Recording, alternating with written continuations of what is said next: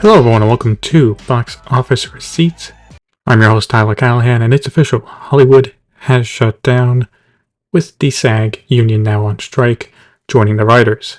We have that to discuss in detail, as well as the box office, of course, where Sound of Freedom is making waves domestically.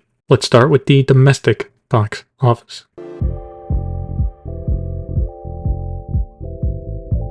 Opening in first place from Sony is Insidious: The Red Door with $32.6 million. In second place is Indiana Jones and the Dial of Destiny with $26.5 million, for a total now of $121.2 million. In third place was Sound of Freedom with $16.9 million, for a total of $38.9 million. Fourth place was Elemental with another $9.6 million, for a total now of $109.1 million. Fifth place was Spider-Man Across the Spider-Verse with $8 million, for a total of $357.6 million. And opening in sixth place from Lionsgate was Joyride with $5.8 million. Sony is having a great summer so far, and Insidious keeps it going. While it's not being reviewed well by critics, it's a horror movie, and we know how that usually plays at the box office. Usually well, and this is no exception. This was the second biggest opening weekend for the franchise, now spanning 5 films, right behind Insidious 2. Obviously, that's not accounting for inflation. This is a franchise now that's over 10 years old, so inflation, if you want to adjust for it, would change a few things around, but uninflated, second best opening for the franchise, 5 movies in, that's pretty solid. I think something that helped here is getting the original cast back from the first 2 films, which clearly got people interested. As for Sound of Freedom, it making just under $40 million now in less than a week is impressive. Let's see if it can keep it up. A small win for Disney is that Elemental has passed $100 million domestic, which comes in part thanks to another amazing hold for the film. It only dropped 21% compared to last weekend. As for The Flash, well, it is already out of the top 10. Opening in first place in China is the martial arts film Never Say Never with $57.1 million, for a total now of $128.9 million. This one is from last weekend that had the 1 day of previews, which is enough to hit second place on the top 5 last weekend. In second place this weekend was Lost in the Stars with $47.2 million, for a total of $457.1 million. Third place was a new animated film called Chang'an, which opened to $26.5 million, and thanks to previews, is now at $29.7 million. Opening in fourth place was The White Storm, Heaven or Hell, with $19.2 million. Now it did open on Thursday, so including that, it is now at $26.2 million. This is the third film in an action thriller series. Another animated film opened this weekend called Super Wings Jet Run with $5.1 million. So a lot of Chinese movies opened this weekend, which is great to see. And comparing the Chinese box office now to a few months ago, it is night and day. A lot better, as Artisan Gateway has compared the box office total this weekend compared to last year, and this year is 61% ahead compared to this weekend. And then if we count this weekend back from 2019, the exact same weekend, it's only 11% behind. So it's almost, at least on a weekend level, almost back to 2019 levels, which is fantastic. Now let's take a look at the worldwide numbers. Insidious: The Red Door also opened well internationally with $31.4 million, for a worldwide opening weekend of $64 million. Indiana Jones and the Dial of Destiny earned another $31.8 million, for a worldwide total of $248 million. Not good at all. Not really. Ideally, this should have been a film, especially with its budget. Disney was probably hoping to make $700-800 million. It'll pass $300 million. 400 is questionable. And also, again, not good news. Same for The Flash, which only earned $5 million, for a worldwide total of $261.6 million. Elemental is still doing great, however, with it making another $30 million, for a worldwide total of $252 million. As for Korea, it continues to kill it there, increasing 14% from last weekend, and even Australia is interested, with it up 21% from the previous weekend. Strong positive word of mouth is doing wonders for the film, and to just rattle off the rest of the summer blockbusters, Spider-Man Across the Spider-Verse is at $642.2 million. Transformers Rise of the Beasts is at $408 million. The Little Mermaid is at $542.1 million, and Fast X is now at $703 million worldwide. Now let's get to Hollywood, where they have shut down. Over the past week, the SAG union and the studios could not come to an agreement on a new deal, so now they are striking, and the effects are already immediate. To keep this in order, let's go over some of the events chronologically. So right before the deadline ended, the studios, or the AMPTP, wanted to use some federal mediators to try and work out a deal. The SAG union did agree to it, but since the mediators only had about a day to work, nothing was likely to be achieved, and it wasn't with the strike now in effect. So, with the actors on strike, what does that mean? Well, it means that the actors are not able to act in productions for films and TV shows. They are not allowed to help with the post-production of content, so if they are needed for some ADR work on a TV show or movie, well, too bad. That's a no. And the other big thing that will be felt more immediate for studios is they cannot promote any work that they are part of that is already made by one of the AMPTP members. This means for the summer movie season, the press tours and the red carpet premieres are over for the actors. Now they'll still have them for the press, director, any producers, but that's it. And this was noticeably seen immediately at the London premiere of Oppenheimer, where the cast did not stick around for the screening of the film after walking the red carpet, because during that time, it was announced the strike was going to be moving forward.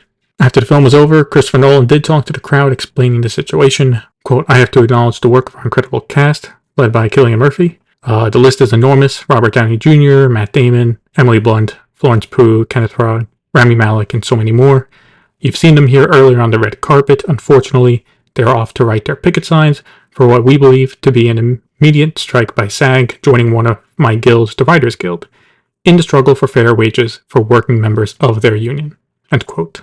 As for the last time the actors were on strike, it's been a while, with the last one being back in 1980. So what happened here? Well, we have a lot of info coming out now because, as we mentioned earlier a few weeks ago, the negotiations between the two were under a media blackout for the month. So nothing was said on either side. Now that's over. And it turns out the issues are somewhat similar to the ones the writers have, being they want more money for streaming successes and protection on AI. For streaming, the union is pushing for them to get 2% of a production's revenue on streaming, on top of pay and residuals. The idea being similar to getting a cut of the box office revenue that big actors get. From the studio side, that is a non-starter, probably because they'd have to open the books about what shows are actually successful and which ones cost them money. As for AI, the actors are actually okay with it being used for their likeness, but they want to be involved in it. As in, if a studio wants to, say, use an AI version of Dwayne Johnson to promote a movie, he should be able to approve it, what the AI version of him says, and to be paid for his likeness. So far, the studios have not agreed to that. Of course, there are other issues that need to be worked out as well, but those are the main two. Now, let's talk about Bob Iger, who he had himself quite a week. First, it was announced his contract was being extended to 2026, so he will get a 2-year extension for fixing up Disney and finding a successor. As for his salary, he can earn up to $27 million a year based on salary and bonuses. Now that by itself would be noticeable enough news. But then Iger did a rare misstep and did an interview with CNBC. Now he's had interviews on CNBC before, that's not the misstep. The misstep is everything else. He did it from Sun Valley, Idaho, where the yearly get-together of media heads, tech leaders, and billionaires hang out. People joke about it being like a billionaire's summer camp. So already not a good location when the actor strike is about to start. He started off the interview strong, acknowledging the issues Marvel has had with the push for producing multiple shows for Disney Plus, while keeping up producing movies, which, as he says, diluted focus and attention. Okay, good. You need to cut back a bit. The content isn't as good. Great. I do hope he means it and, cut back production a bit on the shows and the movies, improve the quality of the Marvel content. And that's all great. Where the interview went off track was his comments about the strike. Quote, "It's very disturbing to me. We've talked about disruptive forces on this business and all the challenges we're facing. The recovery from COVID, which is ongoing, it's not completely back. This is the worst time in the world to add to that disruption. I understand any labor organization's desire to work on behalf of its members, to get the most compensation, and to be compensated fairly based on the value that they deliver. We managed as an industry to negotiate a very good deal with the Directors Guild that reflects the value that the directors contribute to this great business. We wanted to do the same thing with the writers, and we'd like to do the same thing with the actors. There's a level of expectation that they have that is just not realistic. And they are adding to the set of the challenges that this business is already facing that is, quite frankly, very disruptive. End quote. So yeah, that was quite possibly the worst thing to say to writers and actors, as you have billionaires hanging out in the background and you just signed a multi-million-dollar extension. Now look, he isn't wrong in how this is the worst possible time for the strikes to happen, as Hollywood still recovers a bit from COVID, but it's the people who are striking now that have suffered the most during that time, and it's a bit naive to think that they would just accept any deal that they could get. Yes, everyone just a few years ago, I think back in 2020, didn't put up a fight and just quickly hashed out a deal, but that was when COVID was kicking off. You didn't know what was going to happen to Hollywood, you didn't know what was going to happen to movies, streaming, you just wanted to get by. Right, so the issues of like streaming pay, which has been bubbling now for a few years, they just kicked the can down the road to now. And for as much as Iger has built up a great image with Disney, Hollywood, and the general public, this has hurt him quite a bit. Now, yes, some will forget over time and all that, but right now, it is not a good look, and for a man who has built up quite a good image, really weird to see a misstep of this scale. Now, with the strike on, there are some productions that can still move forward. A production can move forward with shooting, releasing, and promoting if they can get a waiver or interim agreement from the SAG union. To qualify for this, the production must not be from one of the AMPTP members, and they would be bound to honor whatever contract is agreed upon between SAG and AMPTP. We will see who gets approved or not. Another side effect of the SAG strike is the upcoming film festivals will be a lot quieter, but the Toronto International Film Festival has already said that, for now, they are moving ahead with planning the event. That film festival takes place from September 7th to the 17th. Netflix is setting the North American premiere of May-December at the New York Film Festival on September 29th. This is the film that they bought the North American rights for back at Cannes, starring Natalie Portman and Julianne Moore and directed by Todd Haynes. It will be released in theaters November 17th and then on Netflix on December 1st. Taking a look at other news, as part of Cineworld's restructuring, a new parent company will be formed that will own Cineworld and Regal going forward.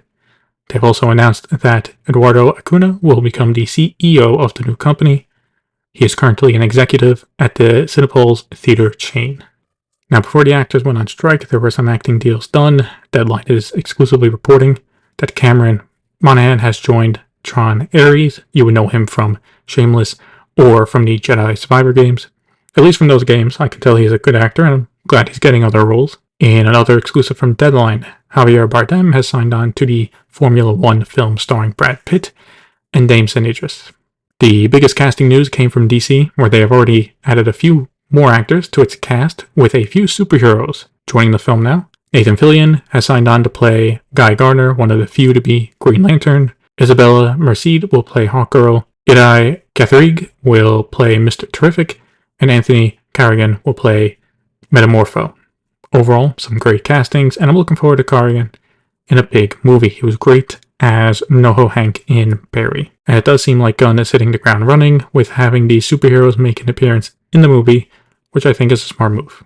We did get another new movie in development during the turbulent week, with Deadline exclusively reporting on a new one over at Lionsgate called The Killer's Game. It'll star Dave Bautista and Ice Cube and directed by J.J. Perry. Now, Deadline reports that the film was supposed to start production later this summer over in Budapest, but with the actors' strike now on, I would think that it gets pushed back. Both actors, I would assume, are SAG members, so they wouldn't be able to film.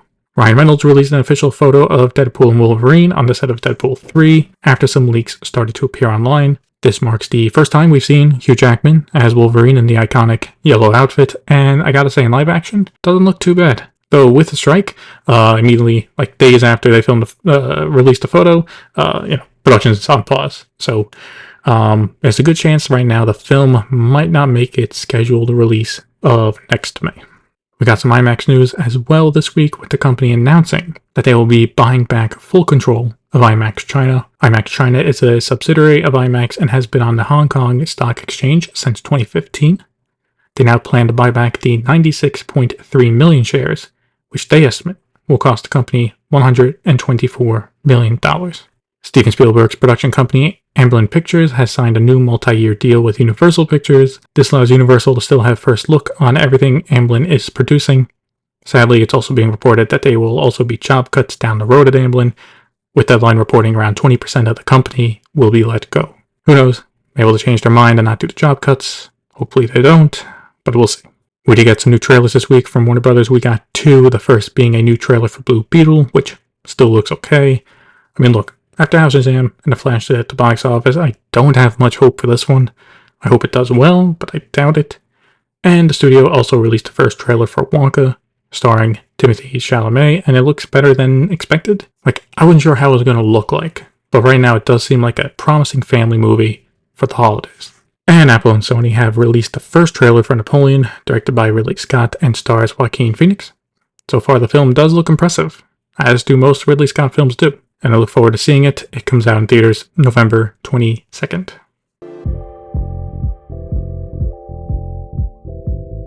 We start off VOD Premium with Netflix, where they have been forced to remove a Chinese drama series called Flight to You in Vietnam. This is because the show repeatedly shows a map with the 9- line. This isn't surprising, since they are willing to ban Barbie over it, and it is a red line for them, and having content being approved for release in their country. Right now it is only removed from Netflix in Vietnam, and is still available on Netflix in other countries where they have the distribution rights. Netflix is expanding their profile transfer feature to now include being able to transfer a profile from one account to another existing account. Previously, the feature was to allow users to move their profile, which includes their watch list and viewing history, to a new account, ahead of them cracking down on sharing accounts. Now that users can add additional people to their account if they are not in the same household for a few extra dollars per month, this allows people to group up for one plan if they want to. On the Netflix Top 10 for the week, Season 3 of The Witcher stayed in first place, with another 13.8 million views, while the second season of The Lincoln Lawyer debuted in second place with 7.4 million views.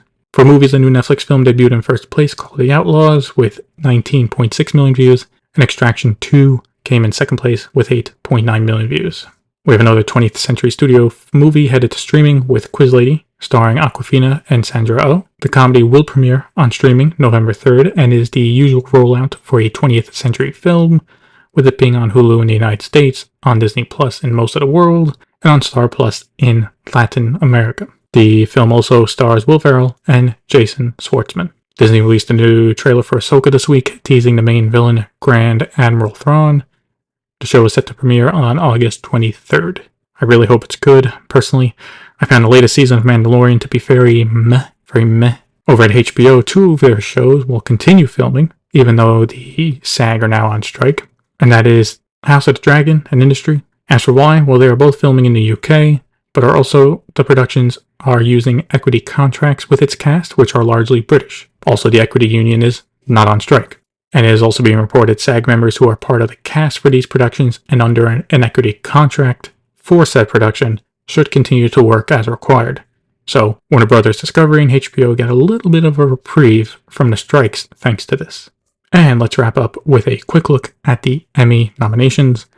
Let's go by platform first, where HBO got the most nominations with 127. That was in large part thanks to Succession, which got 27 noms, with The Last of Us earning 24, and the second season of White Lotus getting 23. Netflix was right behind them this year with 103 nominations, and these got more spread out. Beef and Dahmer got the most with 13 each, and Wednesday also got 12 nominations as well. Apple TV Plus got 54 nominations, with Ted Lasso leading the way with 21 of them.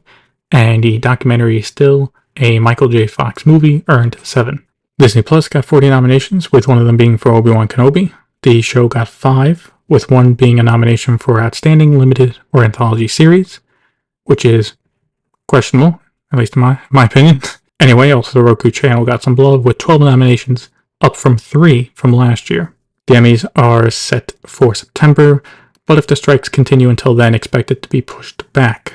Again, with the strike on, they can't go up and accept the awards for the shows that the AMPTV studios made. And as if for this episode of Box Office Receipts, thank you for listening, and if you want to follow me on Twitter or Facebook, links to those pages are in the show notes. See you next time.